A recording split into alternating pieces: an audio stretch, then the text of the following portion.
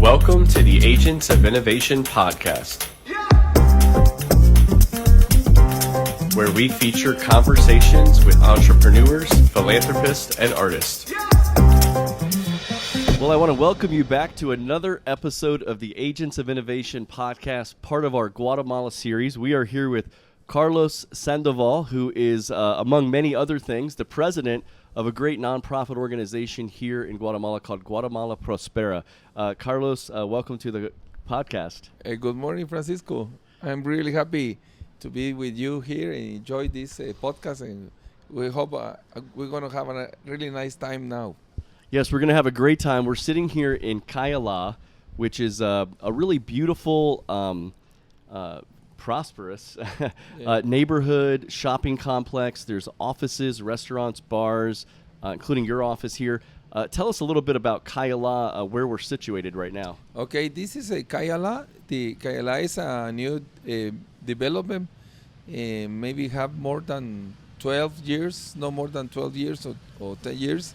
And it's a really important area here in Guatemala. It's in Zone 16, which is really close over everything. And as you mentioned, included shopping malls, restaurants, bars, and offices. And in the meantime, residents have the different kind of residents, residents in the apartments or residents in the houses.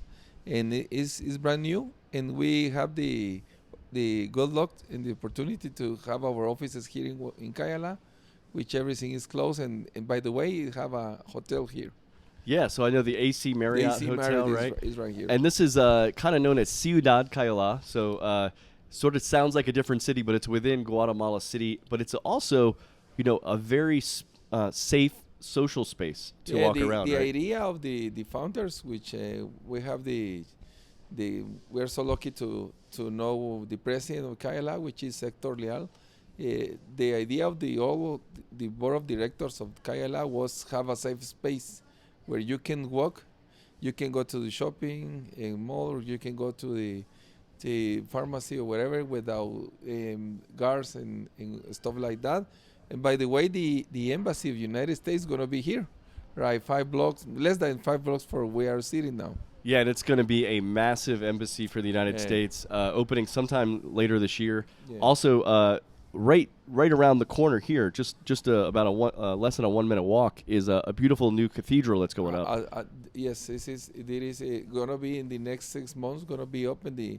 It's the only thing that is still missing, the big cathedral, Catholic cathedral. So going to be, I guess, in the next 6 months. Well, if you're used to visiting any kind of Latin American city or a city in Spain, Italy, you tend to have a plaza with a church on one side, and so I guess this is replicating that to some degree. Yeah, replicating that, but with the new concept or architectural new concept, which is everything is white and black, as you can see. So it's nice for your view. In the evening, it's really beautiful here every evenings because they have a nice lights. Yeah, you see the strings of lights here. It's beautiful. And for Christmas season, it's beautiful too. Yeah, so I was here for Christmas, saw the big Christmas tree here, and everything's decorated. Santa Claus, the kids can see Santa Claus and all that. They have a nice Christmas tree. Yeah. Really huge Christmas tree. So I was here with a friend of mine, Bob Rubin, back last May when Bob first visited Guatemala. Bob was also on the Agents of Innovation podcast, I think right around episode 65 or something. And we're sitting here. Bob is from Boca Raton, Florida. And I took him all around Guatemala City for a couple days. And we're sitting out here at a restaurant, actually with one of your former employees, Rosemary. Yeah. And Bob said, I feel like I'm in Boca Raton, Yeah. It really has that feel here. Boca Raton or better. It's a beautiful place. And these have many nice brands, the store brands. So it's really nice. And like concept. you said, the kind of white architecture, the red tile roofs, kind of has that Italian, Greek, Spanish kind of feel to it. Yeah, as far as I know, they brought the architectural guy from some part of Italy, and he walked through Antigua, Guatemala. When they picked it up for the airport, Hector shared that history to us in one time, and they picked it up for the airport, and they drove to Antigua, Guatemala. And the feeling of that guy was why they picked me up with the cars with security and blah blah blah. But once they were in Antigua, they start to walk. As you know, in Antigua you can walk without problem. It's safe. So and then they came to this area around 2 days later after have a different conversation about what is going to be the concept. And when they was here, he realized they need to make something with this open spaces and safe. That's why the feeling is safe here, and we're so happy in Guatemala. They have this beautiful development. That's why we have our office here, because reflect our Guatemala Prospera. Yeah, it's a beautiful space, and like you said, there's residential places here. There's homes behind us. There's apartments and condominiums here. Yeah. So it's nice. So I have to tell a story to our listeners, Kai, Of course. because well, we got traffic on the road here too. Yeah, it's but also a weekday. It's part busy- of the interview. It's Yeah, nice. so It's natural. it's a busy, bustling Cayala today, but we were about a month or so after I got to Guatemala last year. It was around April of 2021, and I went to this cigar lounge. Now, I've had on episode 102 of the Agents of Innovation podcast, I had the owner of that, Alex Buitron. So people can go back and listen or watch episode 102 if you haven't yet and hear my conversation. So I was in that cigar lounge back in April, and it was the second time I was there. And the first time I was there, I had met the bar manager at the time, Pablo. And I told him a little bit about my story and that I had a podcast and that I was teaching at UFM and other things. So I come in there on my own again the second time I was there. And it was on a weeknight, I think a Thursday night or something. It was Thursday night. Yeah, Yes. and I'm sitting there, and there's yourself and a couple other of your friends. And, I was just kind of sitting there by myself, smoking my cigar. And Pablo introduces me to you all and says, Francisco, has a podcast. He interviews entrepreneurs. And you said, I'm an entrepreneur. And I said, what do you do, right? And then you started telling me a couple things, and we're going to get into some of those things here. And then you also mentioned, I do some work with John Maxwell. I said, you do? I said, do you work with Guatemala Prospera? And you said, well, I'm the president of Guatemala Prospera. And the only reason I knew that was because I made friends with one of your, at that time, one of your employees, Rosemary. And I made friends with her back in 2019 when I first came here. And I heard all about Guatemala Prospera. And my friend that I was visiting at the time, Kyle Hua, from the U.S., he had been volunteering for your organization. With us and introduced me to Rosemary. And so I knew I knew about this John Maxwell connection.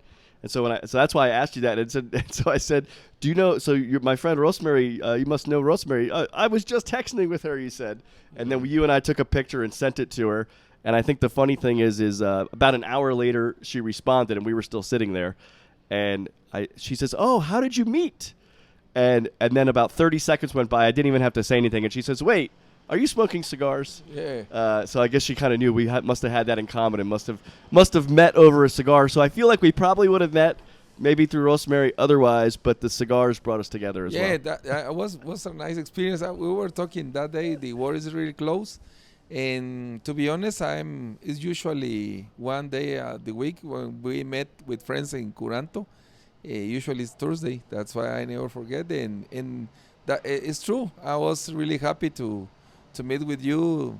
But by the way, Pablo was telling me about you days before, and he said he's a guy from the United States. we used to call the people from the United States gringos. Gringos, yeah. Gringos. And he said he's a gringo here in Guatemala. Guy, he's writing a book or something like that. And then I was there Thursday, and you appears there, and we start to interact, make interaction with you. And to me, it was really nice to hear about Rosemary. She was part of our team. Now he's living, in Quetzaltenango with Santiago. Yes, her little boy, Santiago, the boy, who I got to visit. I actually went out there to Quetzaltenango, otherwise known as Shela. Yeah. So what was nice to me, it was easy. It was like a bridge that made more faster our friendship with you. Besides, we enjoy smoke cigars. Yeah. Well, what's interesting is I have found Guatemala to be a very small world. And that was really the beginning of what I was gonna start to experience, where I would start to see a lot of these connections. Now, It may have been for me because I hang out in cigar lounges. I teach at UFM, which has a pretty well-connected group of people between the students and the professors and a lot of people in the community. Maybe just other things I'm interested in and involved with that a lot of these connections can be formed. But you start to see these things happen. You know, I had, I think it was the next time I was at Caranto, maybe a week later, that I met, I think you may have been back there, and I met Diego Jarquin. Yeah. And when I just had Diego on episode 103 of the Agents of Innovation podcast. So, and I met him through the Caranto, but then, you know, he invited me to his restaurant, which, you know, Cabell, so which I was able to get to know him. But Carlos, so you've done a lot of things. Just to let our audience know, you're an economist and marketing professional. For more than 28 years, you've been the CEO of many different companies in I think, various parts of the economy, including retail, healthcare, logistics, nonprofit, education. You've also been the dean of the Faculty of Leadership at the University of San Pablo here in Guatemala. Yes, right? Yes, that's it. And then, and now you've also been the president of Guatemala Prospera, where we're at here for the past 3 years. And I know you're on the you're on the boards of many boards of directors of different companies, including on the board of Canal Antigua, which is like a cable channel. Yeah, it's a cable channel. Canal Antigua belongs to one holding. The name is Grupo A or Group A, and we have three cable channels. One is Canal Antigua, which is the main one. We produce everyday news. We have a nice partnership with CNN, and CNN is part of the innovation and in terms of the development brands. Besides that, we have news programs in 7 a.m. to 22 hours or 10 p.m. So it's basically an all night news channel. All day. And you have sports and then we have a nice partnership with Claro Sports, which belongs to the group of Carlos Slim from Mexico. And so we have another channel. The name is Claro. We produce every day in the evenings from 6 p.m. to 8, 3 programs. And when they talk about many things of sports, of course, the main sport here in Guatemala is soccer. I don't like soccer, but the Guatemalan people enjoy. I love soccer, but unfortunately, since the pandemic, we haven't been able to have live soccer matches. That is true. Yeah. And the other channel is a Christian channel. The name is Conectados con Dios. Now we rent that channel. What kind of channel is it? The name is Connecting with God. Okay, it's like a religious Christian channel. It's Christian channel, and then we have a digital news on the which include information from everyday basis, and also we have a billboards. A kind of billboards building business, sorry. So that's our Grupo A business. And then regarding my experience, yes, I have been working since many years thanks to God in economy and marketing. And my main business is work with the board of directors. And try to work in daily basis with the government in the companies, which Guatemala is really relatively new in that process. In terms of how you manage the shareholders, the board of directors, and the CEO. You're saying the governing of the board of directors. The governing board of directors. Okay, great. Well, Kai, just to go back in time a little bit, were you born here in Guatemala City? Yes, I born here in Guatemala City, and I studied here in Guatemala in the URL, which is Universidad Rafael Andívar, because it's the only university they have a program of marketing. And then I went to study United States, my MBA, which was in economy, and then I returned to Guatemala. And where was that at? In Florida. In Florida. yeah. FIU? FIU. FIU. So I went to FAU. Yeah. And you may not care so much about this being from Guatemala, but Yeah. FAU and FIU are rivals. Yeah. So I'm My not really rivals, sure I know. should continue this interview. Yeah, No, we're I'm just friends. kidding. Yeah. That was in a company program where I was working. Was in a steamship line. The name is Merck's Line, long time ago. And then I came to Guatemala. I have division. My vision quest in those days was what if we work in order to increase the corporate government. And then we start to develop that program since 1999 today.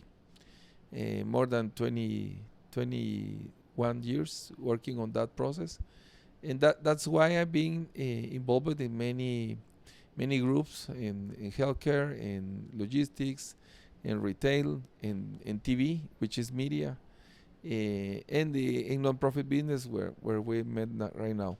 Well, speaking of television, I remember when I first met you, we were talking about, I always ask people, especially last year was about a year into the pandemic when I met you. A lot of businesses have suffered negatively, but how did the television business do? The television business in the worldwide view, we were almost dying. When I mentioned the television in the world, work in two bases. The one is the normal TV channels. If you're in Dallas, you can turn off your TV and see the Dallas TV. And it used to be nice if you have money and you can rent a cable system, okay? In Guatemala it's the same, in Spain it's the same.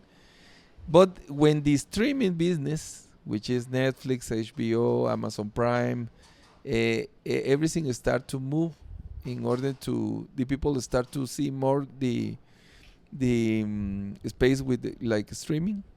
And the cable business start to have problems, but with the pandemic, with everybody was closed, the people start to see every day the news. So we as a cable system, we have a nice recuperation our profits, and now we are in good position. Of course, we have everything, we move everything in Facebook Live or things like that, or use channels because in the end there is a channel, the YouTube. So now we are in better shape than 3 years ago. The pandemic in our case was good for us. Yeah. So some businesses certainly it was better for than others. So also going back to some of your formative years here in Guatemala. Thinking about the time when you were a young person and a child, a teenager, whatever, how has Guatemala changed from that time to today? Guatemala changed a lot. We used to be more. The world was more easy for us. I was child, and everything we have to do was play around in the streets, and we were always healthy in the terms of normal life. But the main passion of Guatemala in those days was make the sports. So I am black belt in karate, and all my friends was really close to me. And then we start to running, and it was really healthy time. In Guatemala, it's a beautiful country. We are very proud about our coffee. We were really proud about our lakes and volcanoes. And now, like maybe 25 or 35 years later, you see less persons doing the sports. Outside, and they start to 20 years ago start the business of the complex gyms. Yeah. You have access to brands like World Gym or many other ones. I actually for the last month have been going to a CrossFit. That's it. The CrossFit, everything start to change. The young people now have more access to the information. I think sometimes it's for good, sometimes it's for right basis. but everything changed, and in that kind of many information that we're receiving now is making, I guess, is a better country, have more access to information, and we are a very resilient country too. We have many past earthquakes. The last Thursday was 46 years ago, was a big earthquake in Guatemala, and you see our country is really strong. Yeah. We have civil war 36 years, and that does finish in 1986, more or less, and then one president signed the peace agreements, ex-president Álvaro Arzú. So now we are happy in terms of our country to develop the emerging business. And that's Guatemala before and the Guatemala now. So you mentioned going to the United States, particularly Miami, Florida International University, to get educated. One, can you remind me? Yeah, that was an MBA, right? Yeah. So a lot of people will go to some place like the United States, and not return to their home country. Maybe they'll stay in the United States. They'll find a business opportunity there, whatever it is. Maybe they just like, different aspects of the country. But you returned to Guatemala. Why did you return, and was that your plan? I was part of one, as mentioned, I was part of one a corporate education program. Was part of the company I was working, so we received classes every 3 months. So we have to fly to Florida and then return. And then after 18 months, we finish our program. So I never So how long were you there? So you would go back and forth. Yeah, How long would you be there at any one time? 21 days. 21 days, and then come back and do like some remote work? Extremely hard. Yeah. 18 hours per day. Wow. And then we finished our program. Was involved people from Panama, from Honduras, and Costa Rica, and Guatemala. I was the first guy. And that was a unique program that FIU started. FIU immersed. So what I love about this is, this is the Agents of Innovation podcast, and I think this is an innovative way that educational institutions, can work with people in a variety of ways, including people from a variety of countries. Yeah. And so it sounds like this was a very focused on Latin American countries to get educated, help people get educated through their program in Miami, but to return to their home countries. Because we were, all of us, we were really busy. I was sales manager, so I have no time to live there. And in the meantime, increase the position of the steamship line here. But was really nice opportunity. That was in 1992. Wow. Or 1993, more or less. So one of the things I like to ask people on this podcast, especially since this is a podcast where people are interested in entrepreneurship, what was your first job in life? And it could be something as a young person. And what did you learn from it? What? My first job was not a formal job. It's hopefully nobody gonna kill me.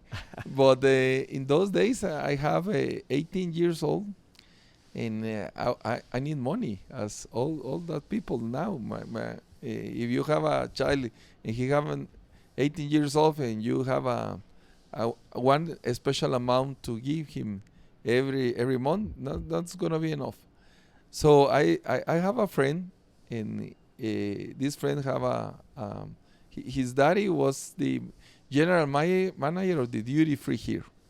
Duty free shop? Duty free shop in the airport. Yeah. So we have access to buy many stuff from there. On that, of course, with less price, and he sells us to us in the price as we were flying. That's why hopefully nobody kill me. And he gave us sunglasses, Ray-Ban, for example. In those days, the price was in the street was 500 quetzales, and he gave us to us in 200 quetzales. So we buy to him 200, and we sell in 400, and we make a profit. Yeah.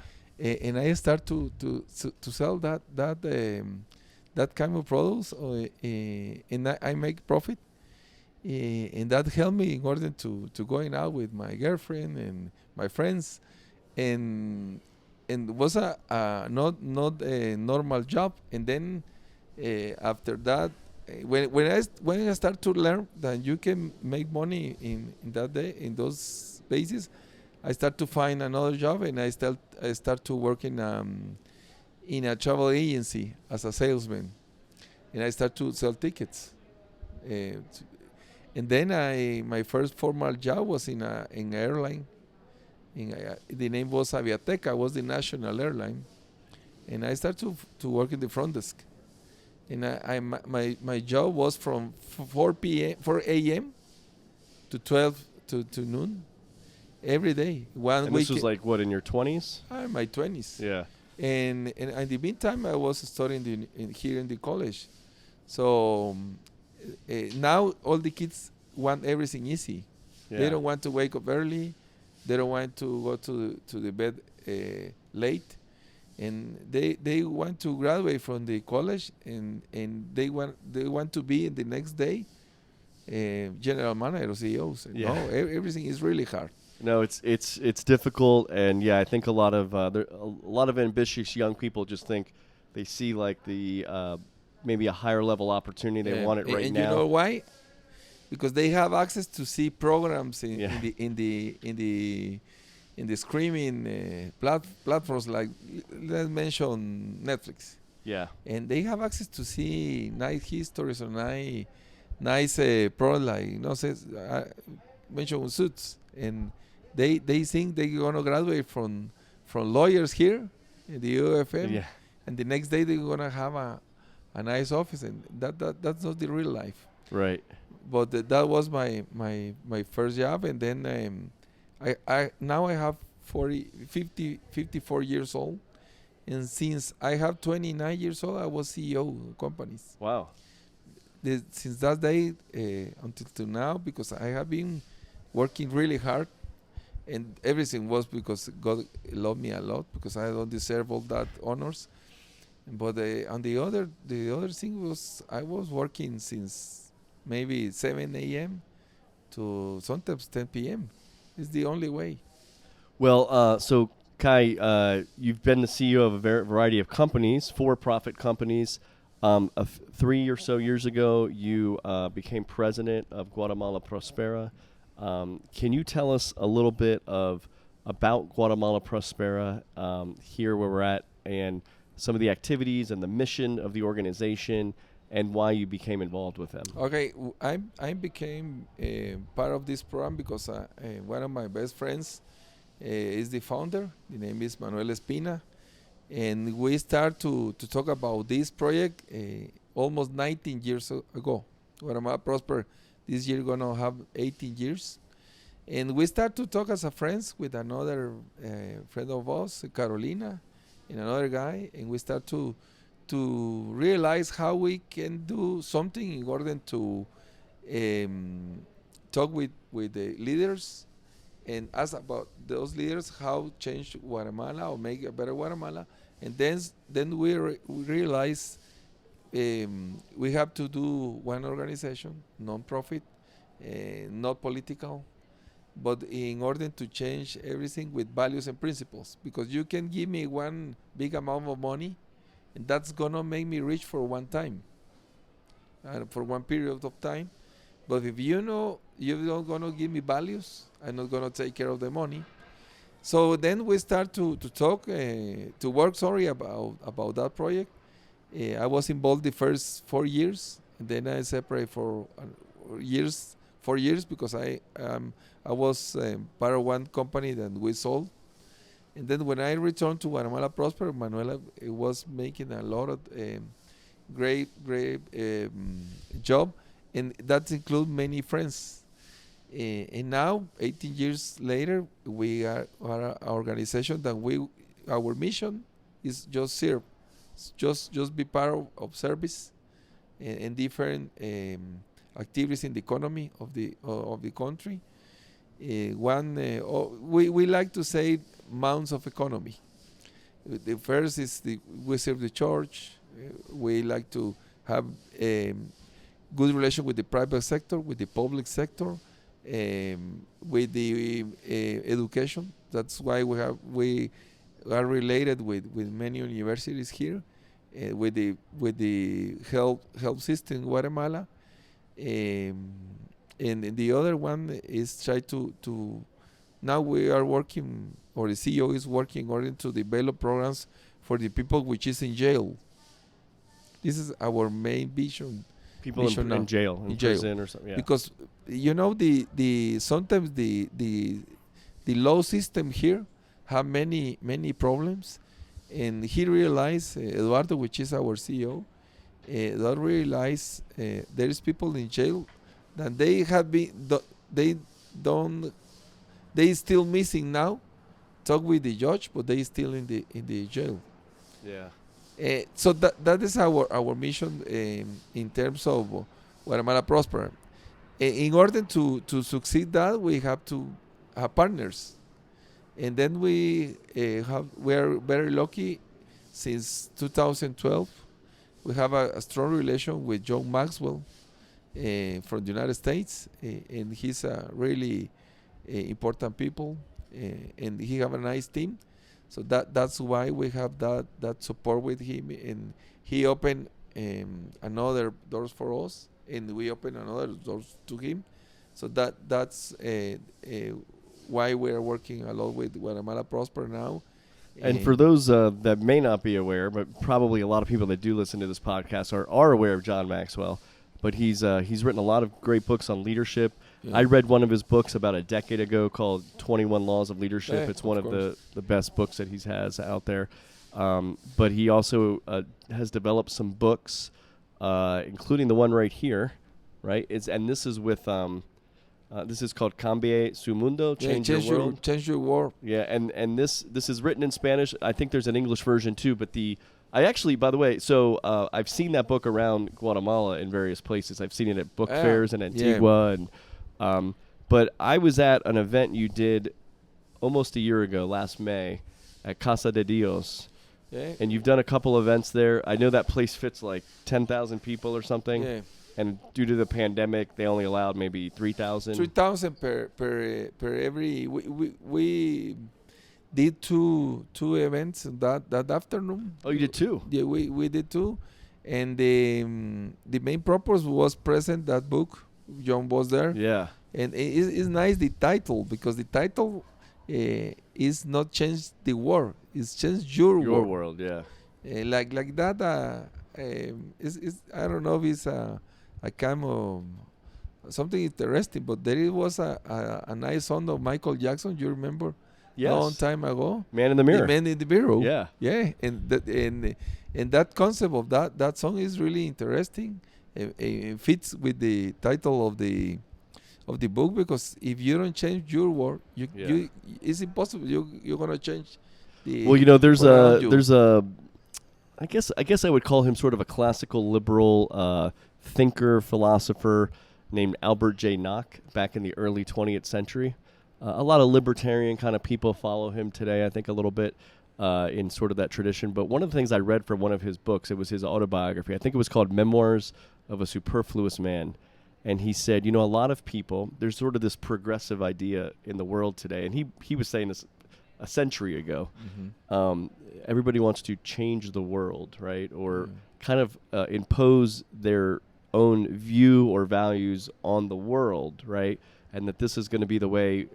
If we do this, we'll get, we'll change the world, kind of thing. He said, the best way to change the world is to change yourself. Of course. Because then you add one positive unit to the world. And then maybe you're also could be an example. If you change yourself, other people around you might see that as an example. But really kind of stop focusing on changing everybody else and just focus on yourself. Yeah, and that really goes, when I read that, I thought, well, this is Michael Jackson, Man in the Mirror. Yeah. And that, is interesting that you are mentioned, because one of the main reasons for Guatemala Prospera is we have a question. We only have questions, and our main question is, Francisco, what can I do for you? Mm-hmm. Just let me know how can I support you, help you. No, Francisco, can you help me? We're trying to do that. But on the other hand, it's important to mention here in Guatemala Prosper, we have a good relation with many leaders include presidents, and all we want is do everything in order to serve them. And the other thing is be completely um, the word is the right word is uh, the word is we have to be really in the low level. Yeah. We don't like to be the main. We like to do. We want to be the second one. No try to stay in the main places and everything.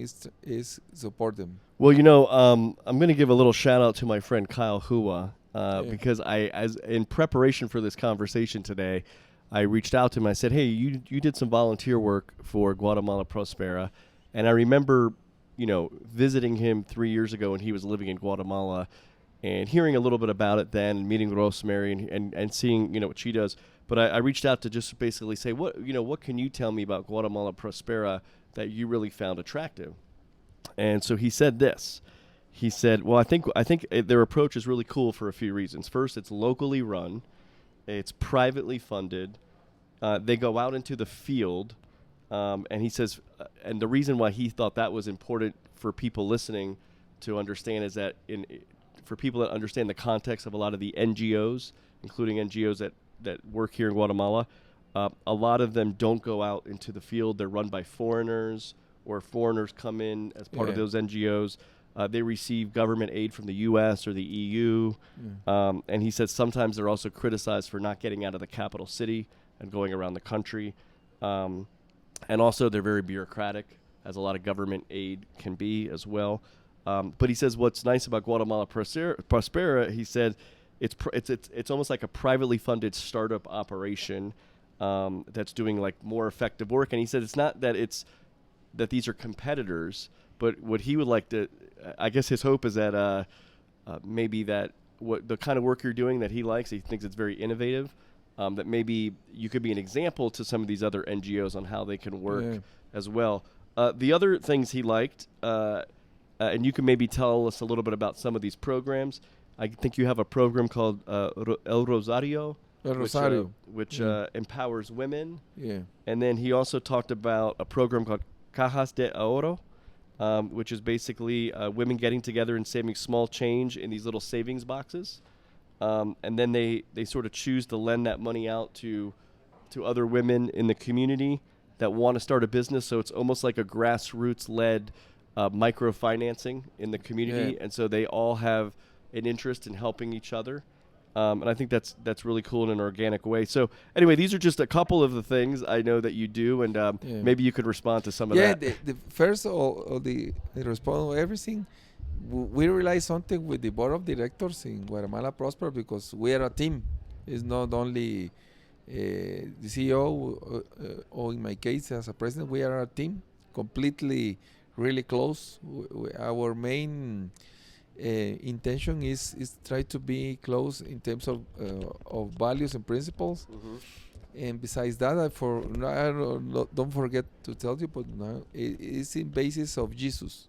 Right. Okay, we do everything in order to the model of Jesus Christ. Second one, we realize are many books about leadership. You can find in one bookstores many books of many writers about leadership, but it's not easy to find books about service.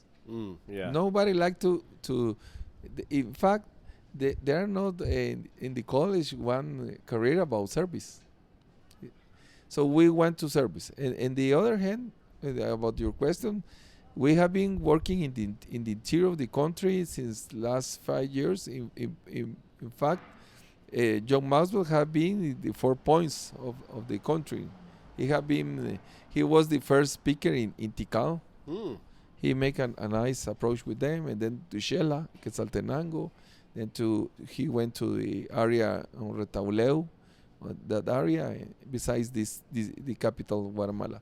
And about the Rosario is a project, we are so proud about that, because we're trying to to give the people hope. But the hope is not only give them money or give them food, is give them the security to work in something. So Eduardo Magermas just put all the points separate together in Rosario, and we have many programs then besides that you mentioned. But in the pandemia, the girls from them they start to make masks for COVID, and they start to sell it. So they don't depend to us. In fact, as far as I know, in the next 2 months we're gonna release that project, and we're gonna start to work in another place. Wow, great. In the interior of Guatemala, in order to increase the progress of the people. The progress in 3 points. The first one is mind, the second is spiritual, and the third one is in work. So we are connecting people in order to make Guatemala more prosper. But in terms of these three bases, spiritual, economic, and acknowledgement. So, speaking of the knowledge side, my understanding talking to people here in Guatemala is that the literacy rates in Guatemala are very low. Is that true? And also my understanding is that part of what you guys do is try to help people learn how to read, also maybe start book clubs. Tell me a little bit about that. The first is, yes, Guatemala has been having the really low In the literacy rate. Yeah. literacy rate, but it's growing step by step. Mm-hmm. But in I mean, I could tell you, my students at UFM are top notch. They're great. Yeah. I assigned a lot of books to them. Right, one of them's right over here. Yeah, so they can read, They but can read. that's the top echelon of the country. It's only right. the maybe 12% of the total amount of population in Guatemala. But now we have been working with the first Guatemala Prospera started working with leaderships or leaders, because as John Maxwell says, he helps us. Everything start or everything is going up or going down for leaders. So we have a nice program with the Minister of Education here, which is one really smart woman, and we're working with the teachers, and we are working with some books for the second grade, which is second grade or in the school, and fourth grade, in order to give them more values and principles in order to increase the level of information. But the other idea you mentioned started with clubs. We have a round table system. Yeah. We have been working with 2.5 million of people in Guatemala. Wow. With the round tables, which include 36 weeks programs with one principal per week, and we start with people with education, and then once they finish the program, if they already have a one professional skill like lawyers or doctors or any education after college, they can do to the University of San Pablo and have access to one MBA. The name is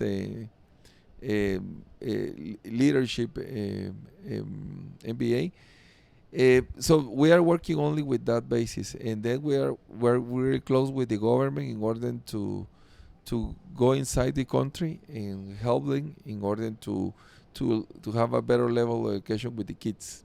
Yeah. That's our next step. Yeah, I mean, that's how it all starts. People have to be educated to learn and be inspired, and I love the focus on empowering leaders and creating more leaders, because that's what happens. A lot of people in communities, especially that I've seen here in Guatemala, especially in some of the more rural areas, I mean, they take a lot of their advisement from leaders here, right? They're very well respected people in the community, and so if you empower those people to change their own community and do a lot of different projects, I think that's really great. One of the things also I was going to mention, I referenced that event last year where John Maxwell came. I understand he comes here every couple of years to Guatemala. You have a partnership with the John Maxwell Leadership Foundation.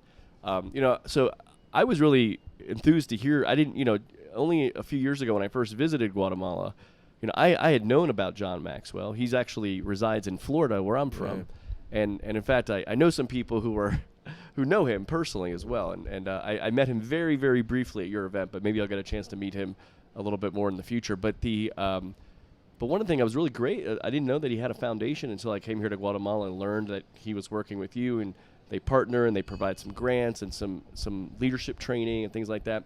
And then what was great is by having somebody like him who's so well renowned come to Guatemala and have thousands of people be able to hear from him in an event like the one at Casa de Dios last May, that was really great. One thing that he said, so I remember I wrote a few things down from that event. Okay. And I also know he had his co-author there, the co-author Rob Hoskins. Yeah, right? Rob was here. Yeah, Rob was at that event. And this was interesting because John Maxwell said 45 years ago he had a vision. Yeah. And he said, so he has this book, Change Your World. But he says, he's seeing his vision come alive now 45 years later. Yeah. And what was interesting, we were at this event. It was socially distanced. There was masks, right? We were indoors, all these things. He actually said something.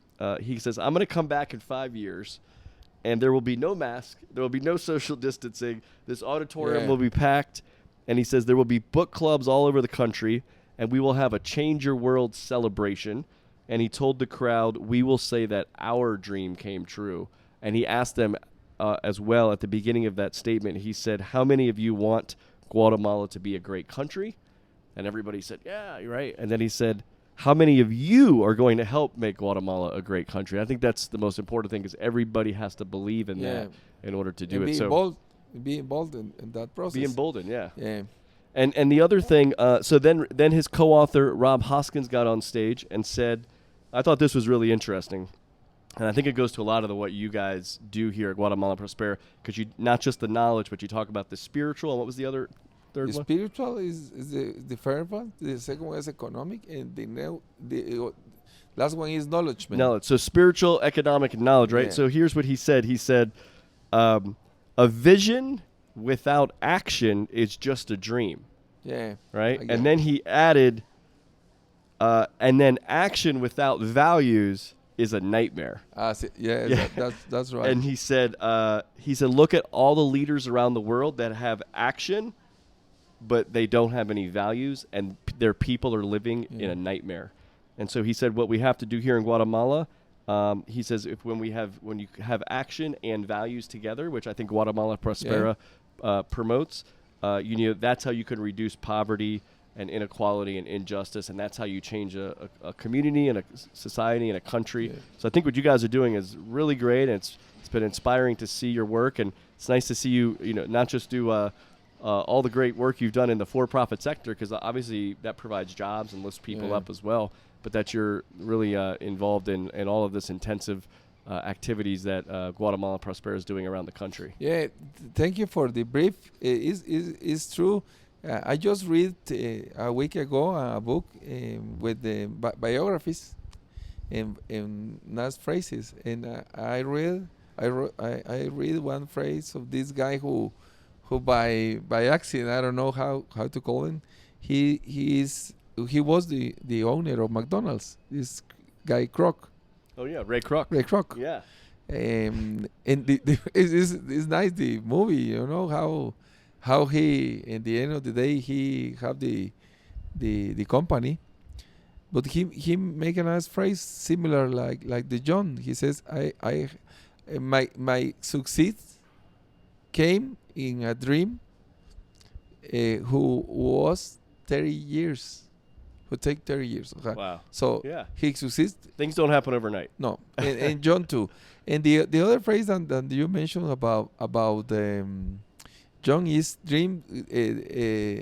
dreams without goals remain dreams. Yeah. And that phrase used to Denzel Washington in one speech that he have in YouTube. and we believe in Guatemala Prosper. We have to. We can still waiting to someone else do something in Guatemala. That's why we start to do at least something, if you want to call it small or big, but intentionally every day, every year, since the last 12 years, every daily basis, and we can still waiting for the government, or we still waiting for the private sector. We are doing is try to put all those puzzles together and ask them for one step every day, but every day we measure that step, and that's why we have some kind of success with in that thing. And the country is big for us, and that's why Eduardo and all the board of directors we have invited more people to be intentional, and then we spend time with them in order to build that intention and values and principles and internal laws, and then release them to help us in order to make this way more huge. But that is our mission. Yeah, well, I think it's great because you're empowering people in local areas, and then once they're empowered, like you said, you release them and they do. We their release work. them, and then you go focus on helping others. They have to stay with us 36 weeks, and then we release them. And of course, we have a system in order to stay close with them. But that is our mission now, and that's our goal. Yeah, and I think it's another great thing you said. You can't just wait for other people to help you. You can't just wait for the government to help you. People got to be involved and do it. And, I mean, you're showing that at Guatemala Prospera. So I'll make sure that we put up here on the YouTube and in the show notes links to your website so people can go visit Guatemala. Or probably just Google Guatemala Prospera. Just make sure you don't get to the Prospera thing in Honduras. I want to add something. How many people do you think we have in the payroll in Guatemala Prosper? I don't know. I'm going to guess 10.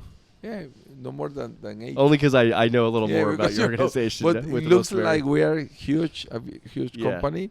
But everything, the credit belongs to our CEO and our board of directors, because we include, but we are not a huge company in terms of people, but we are more intentional. Yeah, well, I hope that more people around Guatemala get to know your work as well. But I do. So a couple of fun things here. First of all, I know that you've done some work. You've had meetings with the president of Guatemala and the president of some other Central American countries. Yeah. As you know, I think they're seeing you as a solution of being helpful to people in this country.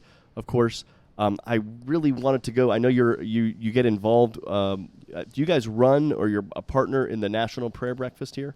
Yeah, we run the National Prayer Breakfast here since 9 years ago, with the support, of course, of our friends from the United States.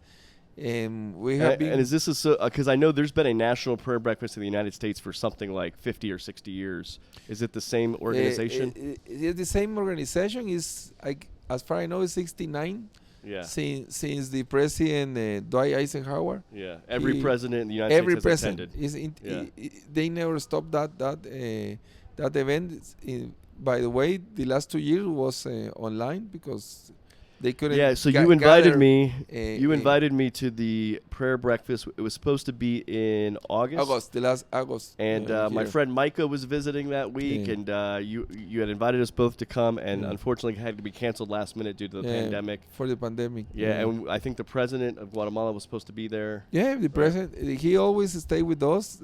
When I say president, is no a prince, a person is the title. The title, the former president. Yeah, no matter what you think of anything politically. The former president is with us, thanks to God, because he see our National Day Breakfast as a main event in order to gather different personalities in the society in Guatemala. I mean, government, private sector, students. But we interrupted too. One due to the pandemic, and the other one I can't remember was with the ex-president Jimmy Morales. but we have been working on that process with the people from the United States in order to extend the way to gather everybody in one place and pray to God. Yeah. That's That's the most important thing. That's the main reason for that breakfast. That's great. Well, also behind us here on this wall, you've got a lot of great themes here: honesty, gratitude, listening, service, asking, respect. You know, all sorts of great perseverance, tolerance. All great words, things to maybe uplift people. But you've also got, what's this? Amor, and who has signed this amor? Love. Yeah. That was this is a wall was idea of Eduardo, which is these the are CEO. all. Some of them are signed by different people. I didn't notice. Different Yeah. people, person that have passed over here, and this is a wall of values, as Eduardo mentioned. But this one in particular is Mariano Rivera, the Mariano New York Rivera, Yankee. The New York Yankee. He was pitcher. Was he here? He was here with us. He stayed with us 4 days. Wow. And the last November, as far I remember, he came here because he need a organization that can support one initiative that he have in order to bring business for the poor people in the interior, and he chose Guatemala Prospera. Oh, that's great. And so Mariano Rivera is now a partner with you? How would you work that? He's not partner, but he's related with us. Okay. He came to Guatemala Prospera, and we helped him to introduce it with the president, with the private sector, and many actors of the society. And Mariano Rivera is from Panama? He's from Panama. He lives in New York. Mm-hmm. He is flying from Panama in New York, and he have that big idea in order to increase the business in Guatemala, and he came here and he put love there. That's which great. is the value that he love more versus other values. Yeah, well, these are all great. I'm going to make sure we get a picture of this before we leave, because these are all values that entrepreneurs should all embrace. Entrepreneurs, and anyone really that's trying to help people in their community and society forward, and also that we can all kind of embrace internally. You know, we talked about change your world. Right? So these are all things that we could, if we kind of just maybe we took a week, right? Is this your 36 weeks? Are these some of your principles? No, it's many weeks. Constance, tolerance, patience, forgive, listening. That are nice values. But it also shows here with people like Mariano Rivera that you're really like influencing a lot of influencers, and then they're maybe also helping to publicize what you're doing through their platforms. Yeah, it's right. That's great. Yeah, that's right. And he was a really nice guy. We were working here, and no one knew that Mariano Rivera was here. And then someone says, "Is Mariano Rivera there?" A lot of kids. Well, next time he comes here, you got to invite me over for a cigar. Yeah, of course. We're going to invite you for a cigar. All right. Well, Kai, thank you so much for being on the Agents of Innovation podcast. Thanks for being an agent of innovation. It's an honor for me. Yeah, I really happy with our friendship. Hope we can enjoy the next Sunday. Yes. Well, we have, this interview will go up a little bit later than this, but we're sitting here a few days before Super Bowl Sunday, so hopefully we'll get a chance to enjoy Super Bowl Sunday together. But and also hopefully one day I'll be able to connect with you in my home state of Florida, where I'm sure you come now and then. A lot of Guatemalans make it to Florida. Yeah. So we have Pollo Campero in Florida too. Yeah, I know. So Yeah, I know. We have Pollo Campero there. Yeah. Well, anyway, Pollo Campero needs to now sponsor this podcast, because I probably mentioned it way too many times in different interviews. But anyway, thank you, Kai, for being on. Thank you, Francisco, and thank you for help us. Yep. Right there.